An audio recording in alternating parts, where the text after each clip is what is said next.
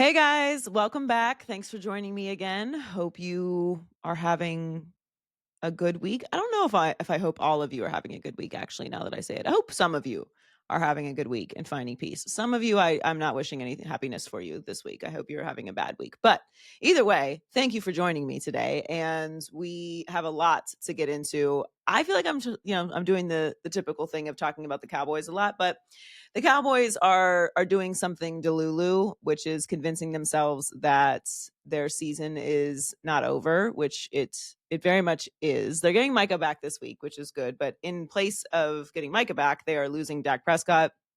Dak Prescott's on the IR, pretty bad hamstring injury. But now all this stuff is ticking up about Cooper Rush and Trey Lance and what Cooper Rush is going to be able to do. And he went 4-1 on that stretch in 2022 when Dak was out, and he can keep it on track until Dak comes back. Dak has pretty much he's pulled his tendon off of the bone. So he's dealing with a right hamstring injury of a very severe nature. He hasn't been put on an injured reserve, but if he is, he would sit out a minimum of 4 games, which means he's not going to be back until at least December 9th against the Bengals, which means that they're going to have to win out, right? Through that stretch. And while Cooper Rush did go 4-1 for Dak in 2022, I would like to remind everyone, because everyone seems to be forgetting these small details about the Dallas Cowboys this year and in 2022. In 2022, this Dallas Cowboys team was a completely different team. I'm begging Dallas Cowboys fans to not be delusional here. Okay, this is not an exact comp. We love to do comps in sports, and sometimes we just leave out the details that make them actually not comps at all. Like, for example, Dallas had a run game in 2022. They had Tony Pollard, who was playing well at the time, and Ezekiel Elliott. They were averaging 129.9 rushing yards per game. Do you know what they're doing now? They have the second worst run game in football, 82 rushing yards per game. 129.9, let's call it 130, 82 right now. They also happen to have the second worst scoring defense in football right now. They're allowing 28 points per game. They average 20.6 per game points allowed in 2021 and 2022. That is a massive difference. It was a different team. They could stop the run. They could run the ball. You know what Dallas can't do this year? They can't run the ball. They can't stop the run. They were also taking the ball away and giving short fields to their offense. They had the most takeaways in the league in 2022. You don't think any of that aided in Cooper Rush's 4-1 record? Also, during that time, he threw for 7 touchdowns and 4 interceptions and averaged 213 passing yards per game. 58% completion percentage. 83.6 passer rating. What do you think he's going to do with this team? Dak Prescott was an MVP finalist and an All-Pro last year, and the Dallas Cowboys look how they look this year. Why do we do this? Why do we do this to ourselves? Why do we sell ourselves on backup quarterbacks? I'm not saying Cooper Rush won't be able to come in here and win a game. Maybe he will. And maybe they'll get that little bit of jolt and like condensing the playbook, and they'll find that practice guy that he has a connection with. I hear all that. What does that have to do with the defense? Because, okay, Micah's coming back. They weren't stopping the run when Micah was available. Micah himself is a great player, but as a whole of a defense, they weren't a good defense when Micah was there, when they were all healthy. Guys, let's not be delusional. Now, Trey Lance has re-entered the chat. How did Trey Lance get back in here? So now everyone is arguing that they should be starting Trey Lance over Cooper Rush. Guys, I wanted Trey Lance to be good also. You know who wanted Trey Lance to be good more than anyone? Kyle Shanahan, because he spent 3 first-round picks to move up and get him, even though he had no experience in college whatsoever at a smaller school. He took the biggest swing of all. And by the grace of God only and the scout that fought for Brock Purdy, does Kyle Shanahan and John Lynch still have any semblance of a competitive team right now? So he wanted him to be good. I know the Cowboys wanted him to be good. But please don't convince yourself, if you are a Cowboys fan that wants to watch competitive football, that Trey Lance is the answer as well. I get it. We know what Cooper Rush is. He's a backup quarterback. He's a really solid backup quarterback. You're not going anywhere with Cooper Rush. You're going less places with Trey Lance. Stop trying to sell yourselves on this. Okay, we should be playing Trey Lance, and if he plays well, we can sign him for a deal at the end of the year because his deal is up. We can get him on the cheap. No.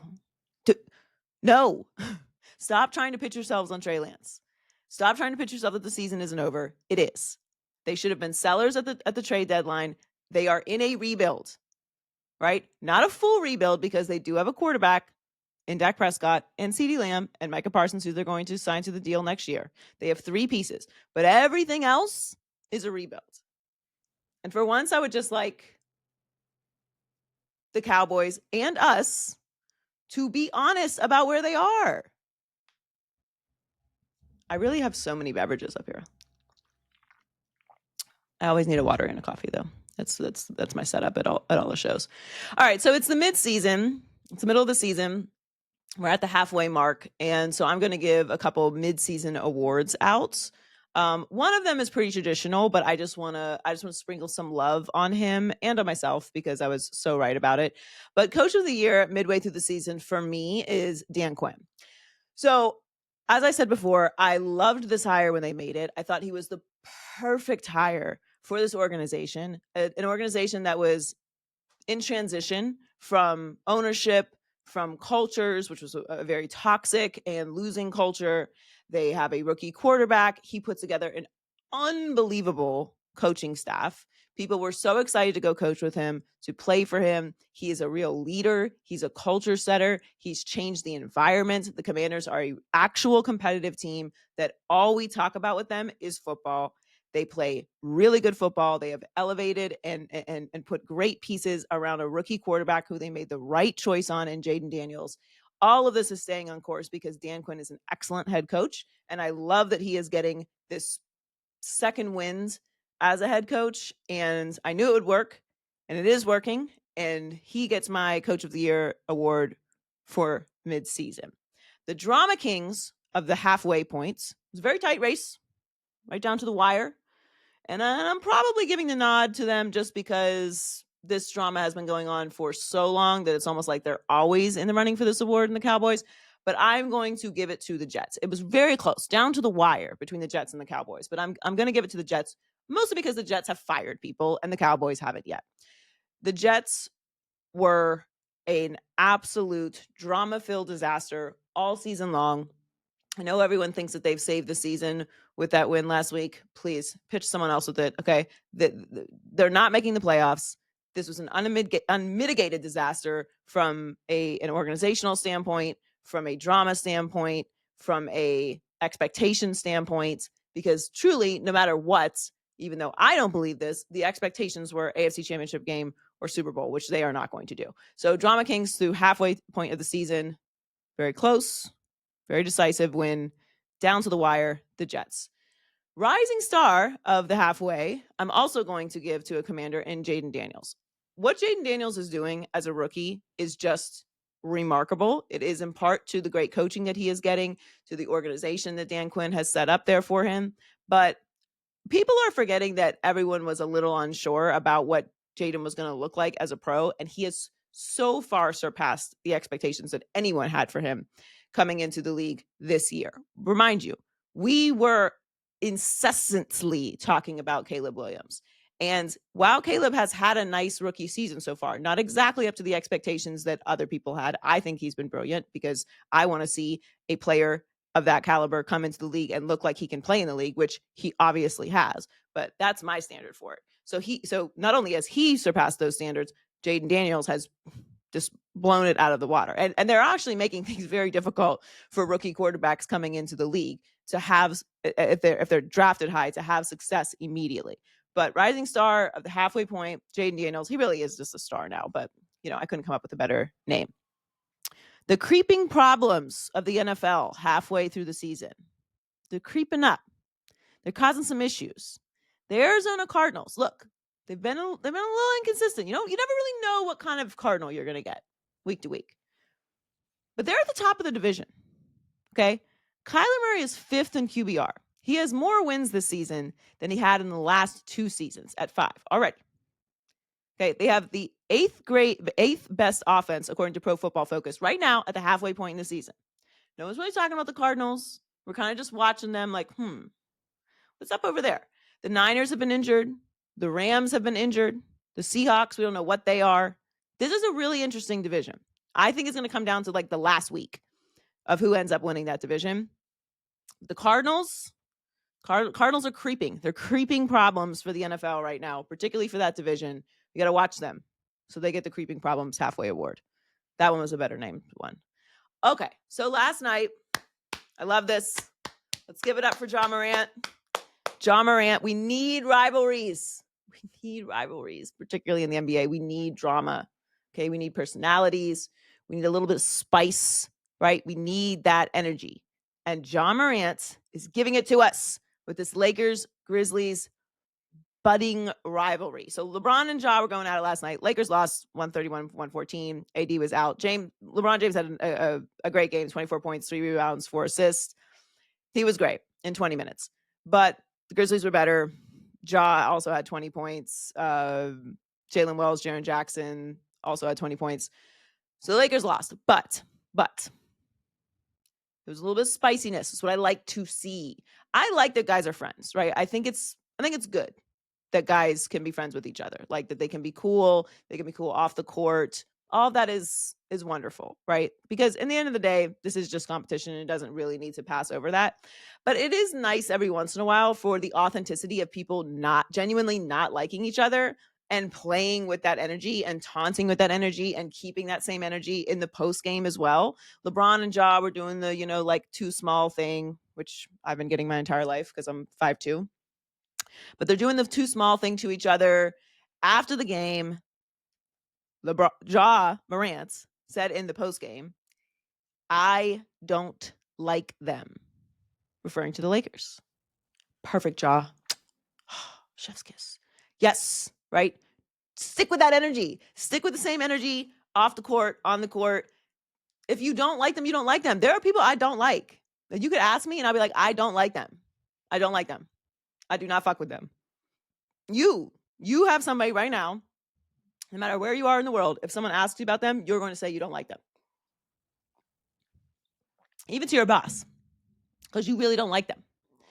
It's fine. We need rivalries. We need a little bit of this energy, right? And it needs to be authentic and not manufactured and not based on the 70s or the early 90s or this team has won this many championships. Like, it's got to be real. It's got to be real. And it feels real. They play like it's real. They taunt each other like it's real. They have these matchups.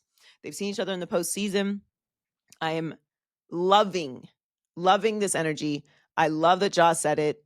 I love that LeBron is doing the too small to Ja Morant. We know there is this energy here and they need to keep it up. You need to keep giving it to me. Keep giving it to me because this is what the NBA is about. This is what sports is about. This is true animosity and it brings out this like energy. It helps build the games during the regular season, right? There's so many games. When this matchup's on, we got to watch. We got to see what's going to happen. We got to see who gets spicy. We got to see what they say in the post game. Like, we need that, especially because there are so many games. The relationships within the NBA, within all sports really, are just different. Guys are friends now. Guys are cool more than they were in the old school, which I'm totally fine with. Like, that is actually normal. And most of those old school guys were friends too. They were just playing up the animosity and fighting and getting over it. All of them are cool now. But I love this. I love this for us. I love it for the fans. It's so important to have a storyline that carries through the regular season, especially of these seasons that are so long and there's so much going on. And everyone's always complaining about how everyone's soft now. No. Keep that energy. This is good. I love this for the NBA. All right, before we get out of here, we like to get to a couple of your comments. We appreciate you. Make sure you subscribe, like, and comment. And on Thursdays, I always respond to a couple of your comments. So let's start with Seeking Freedom 369. Aren't we all? Always appreciate your perspective, Joy. Another great show. Thumbs up. Thank you for that. I really appreciate it. Thank you for watching and subscribing and liking and commenting. I appreciate you. Kent Mallory 3975. Thanks for bringing the braids back. I'm glad you like them. These are actually goddess locks, but neither here nor there. I get the energy and I appreciate you, Kent. Really, like, just for you guys don't care about this, but the reason I brought them back is I've obviously lightened my hair, and pretty much everyone knows, like, when you lighten your hair, like, it does damage your hair a little bit. And then also I've been putting heat on it, so I don't want it to get super damaged. So every once in a while I have to give it a break from the like constant heat styling. You don't care about this, but that's why I brought the braids back. So thank you. I'm glad you like them. Billy D. Dre. Look, I'm not saying Embiid was right if he actually pushed that man, but if we're going to say that words have meaning, you have to know that sometimes that meaning is getting hit in the face. Hands up emoji. Bars, Billy. So as it turns out, Embiid was suspended 3 games for shoving the reporter. Pay that fine. Just that's worth it to me. I know it hurts the team. I know nobody wants to hear that, but to Billy's point, and this is this is the bottom line with it, and this is why I've said we need to reintroduce this a little bit of violence. People need to know that what they say has consequences, and sometimes those consequences are physical, and that is the point that Billy's making, and this is what I agree with. Words do have meaning. Otherwise, we wouldn't use them. And words can be hurtful. Words can be offensive. Words can be inciting. And when you say something about someone's family, you should, at the bare minimum, expect that type of energy of animosity. Should you expect a physical response? Well, we're adults and blah, blah, blah. Sure. But sometimes you pick the wrong one. And people should know that their actions and their words have consequences. And yes, if you pick the wrong one, those consequences may be physical. And I think, honestly, a lot of people would move around the world differently if they knew, if I say this thing, it's on the board of possibilities, right? On the board that the reaction is physical. So I'm willing to take that risk to say what I need to say. And maybe it gets physical, maybe it doesn't. But so many people move around the world in all these different spaces, just assuming that they are protected, assuming that they will never get touched. And I just don't agree with that.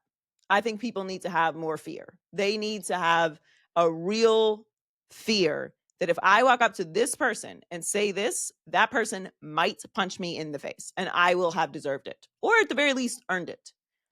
And that is all I'm saying. And Billy clearly agrees with me. Kyra Joy 4335. I don't know if this is an unpopular opinion. I love unpopular opinions. I don't even think Mahomes is having an MVP type of season this year. I would say Goff definitely should be in the combo.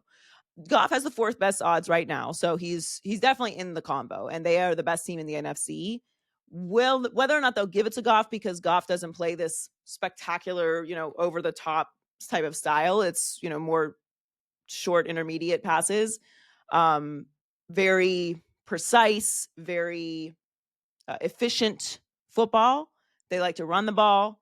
So I don't know that unless he has this like huge boost in stats that they will give it to Goff, but he definitely should be in the conversation, and he is definitely having an MVP level season.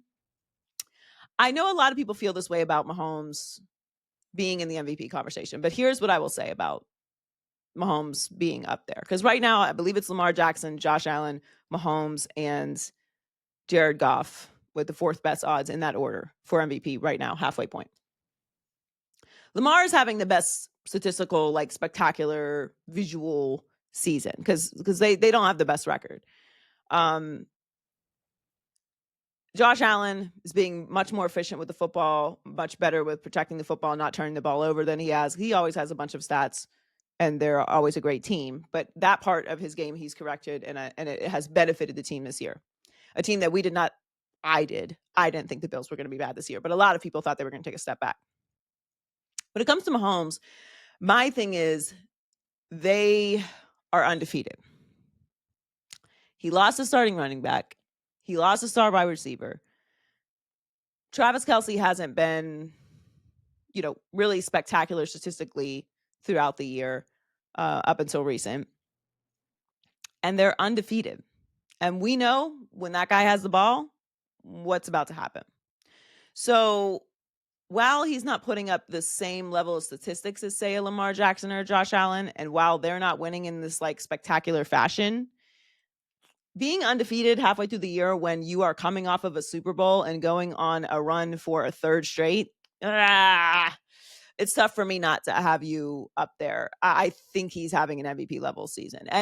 And how the second half of the season goes, obviously is going to determine the MVP, but I think coming down to the wire, what the standings are is going to matter.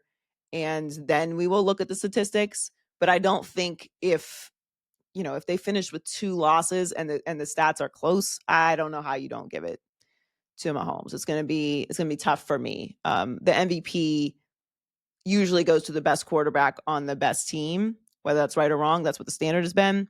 So I can't say that he shouldn't be up there because being undefeated at this point, halfway through the season, like that's just, it is what it is. Like, it's spectacular. And they are not a team that we think is fluking their way into that. So I hear you, and Goff should be up there, but I'm still going to defend Mahomes as the best player on the planet and in the league right now. Tom Brady is the greatest of all time, just to be clear, but playing right now.